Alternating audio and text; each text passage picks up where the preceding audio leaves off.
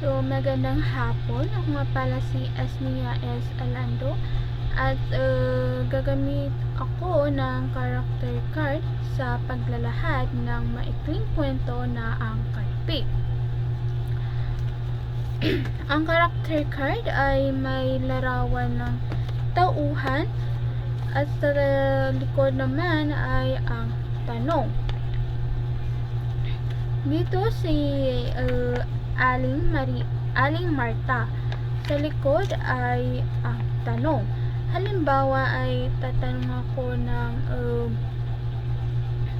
bakit nagalit si Aling Marta kay Andres?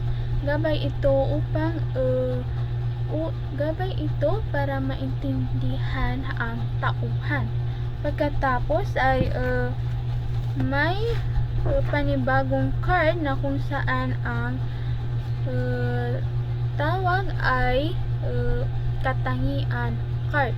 So, ang gagawin dito ay ang mag-aaral ay pipili ng katangian card at kanila itong ilalagay sa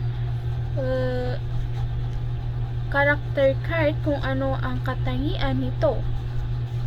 Halimbawa ay si Aling Marta ay ang katangian ay siya ay mapanghusga at ang katangian card na mapanghusga ay ilalagay niya sa character card.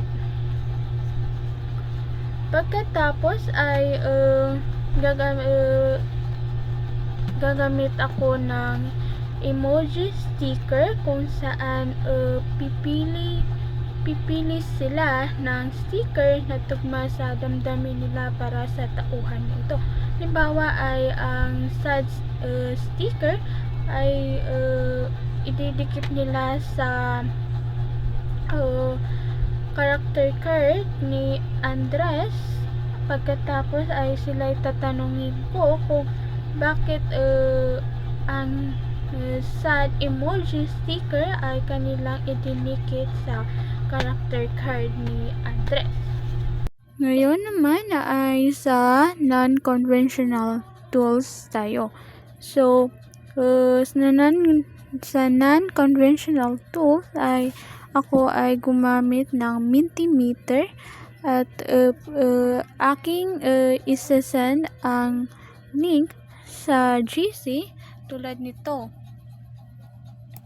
Click lamang ang link na aking isasend sa GC at may lalabas na mga tanong na kailangan sagutin ng mag-aaral.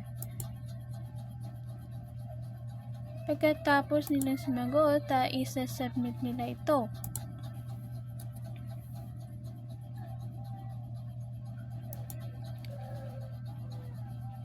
Pagkatapos ay maghihintay lamang sila na ang presenter ay kanyang i-change ang slide.